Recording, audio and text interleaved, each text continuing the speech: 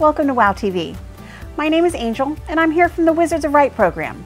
The WOW program is a part of the Educational Outreach Office here at Wright-Patterson Air Force Base.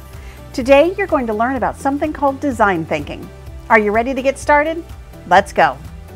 Design thinking is a process used by engineers and designers to help them solve complex problems and create solutions and products that meet people's needs. It's the idea of solving problems, real problems, and serving the needs of others. First, let's talk briefly about the engineering design process.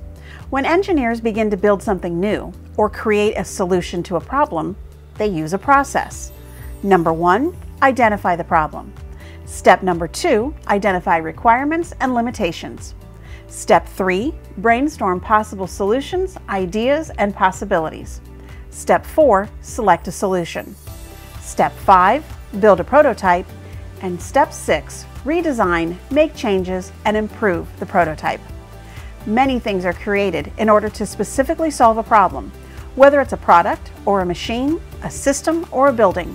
Whatever it is, it has to be designed and planned first. Today we're going to talk about design thinking, a way to focus on the people the products are being created for. When you consider how a product will be used, it leads to better products and better services. When solving a problem, engineers have to think about who needs the solution and does it actually meet their needs. If the problem was, what should we have for dinner? And the solution was cheese pizza, but you're allergic to dairy products, then that's not a good solution. If the problem is, how will our clients or customers get to our office on the 3rd floor? And the solution is, we'll put in several flights of stairs. That's not a good solution if any of your customers have health issues that makes climbing stairs difficult. The solution has to work for the end user, all of them. Today, our job is to be an engineer, and we will think about making a solution to solve somebody's problem. We'll have to figure out who we are helping and what to make to help them.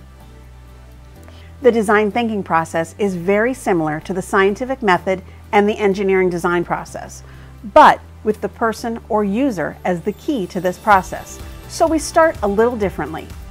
This is really about understanding the needs of the people you design your solution for. Step 1, empathize.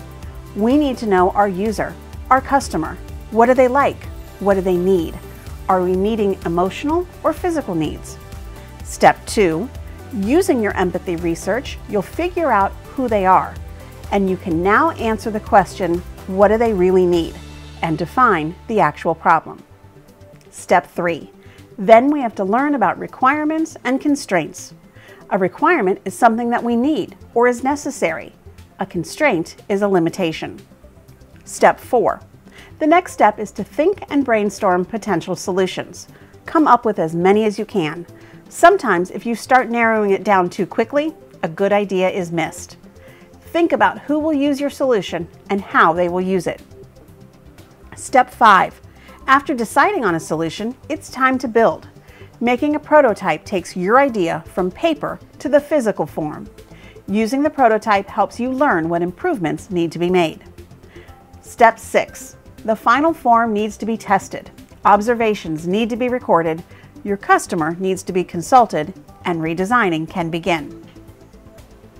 We need to consider if different people will use our creation differently, or will different people need different solutions. We also need to remember that our ultimate goal is to create something that solves a problem by helping others.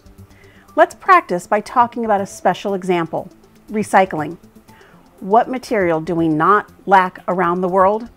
Plastic bottles. Millions of tons of plastic waste is produced each year. That material can be recycled. But then what do we do with it? Engineers have been working to come up with new ideas using recycled materials. We now have clothing, park benches, buildings, and even cars made from recycled plastics. Can you think of any other products made from recycled materials? Can you think of any situations where recycled materials have been used? When making something new out of something recycled, engineers need to make sure that the materials they are going to use are easy to get, and that their solution isn't expensive. Teachers, in your binder you will find a specific example of people solving problems when reusing plastics. Designing and building a solution with an end user in mind encourages us to ask, who will use this, and what do we need to know about how they will use it? It is important to start with the question, what is the problem? Maybe the problem or need is different in different areas of the world. When groups begin to propose solutions, they need to think about the different requirements and problems that would affect the build. Let's pause for a few minutes while you discuss a few things as a class. What problems are being solved when reusing recyclable materials? What kinds of problems around the world need to be solved? Can we use recycled items for any of these problems? If not, what are some other ways we can address these issues? What do you think some of the requirements and constraints might be when creating something new? What do the engineers need to know about the location, environment, and their materials when designing a solution to a problem? What do engineers need to keep in mind about the end users?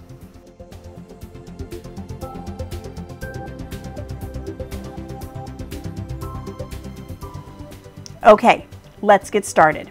You're going to hear a story about adventure, possibility, and invention. Earth has sent a group of travelers to create a new city on a new planet.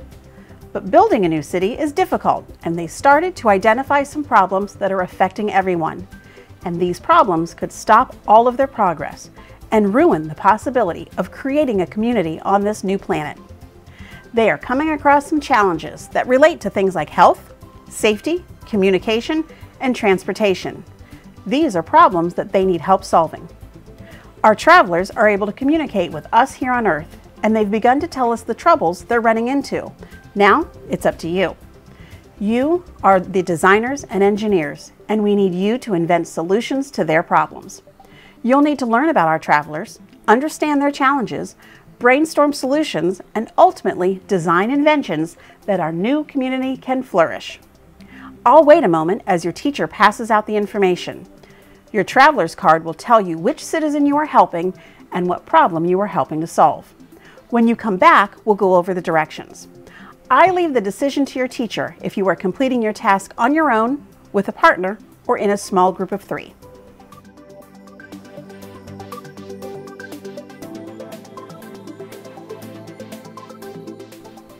Now that you know which traveler you're helping, let's talk about how we will complete this. The first step of the process is to empathize. This is the ability to understand and share the feelings of someone else. In order to make a great invention, you have to start by understanding the person you're trying to help. The next step is to define the problem. By using the information you gathered, by figuring out who the person is and how they feel, you can think about what they really need. This defines their problem. Think about this. There is a difference between personal problems and social problems. Personal problems affect one person. Social problems affect a group of people or community. For example, I'm hungry is a personal problem. How do we find food for our city is a social problem. Do you see the difference? Teachers, let's pause again as you pass out the student sheets. Once you have your sheet, please fill in the name of the traveler you're helping, circle the feelings you believe your traveler is experiencing, circle the social problems that your traveler's personal problem relates to. I'll wait here while you do all of that.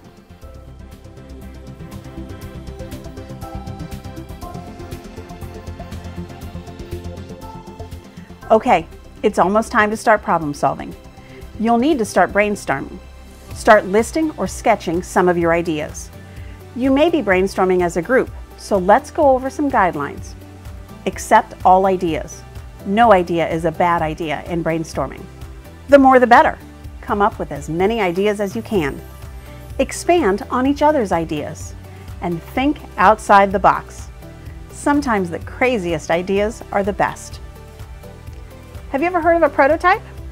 Prototypes are important for making good inventions. It's basically the first model of your invention. Once you've brainstormed, choose the invention idea on your list that you like the best and circle it. Then create a prototype of your invention. Prototypes give you the opportunity to test your ideas and improve on them to make sure you have the best invention possible.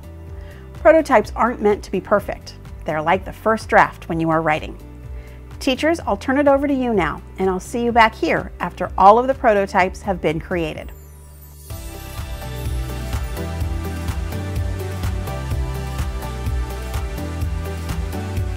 Great job, everyone! Now it's time to test your prototypes. Divide into pairs or small groups to test those prototypes. Take turns presenting your ideas and giving feedback to each other. When giving feedback, focus on these things. Be positive. What do you like about an invention? What do you still need to know? Or what didn't you understand about the invention? What ideas do you have? Ideas for things to change make the invention better. Testing is really important. We want to let the people who will be using our inventions look at them and try them out.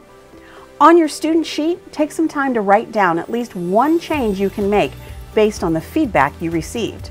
If there's time, you can take the feedback and your own new ideas and redesign your prototypes to improve your inventions. You all did a great job today. Thanks for joining me. Teachers, thank you for using this WOW lesson, and please check out more at our website at wpafbstem.com.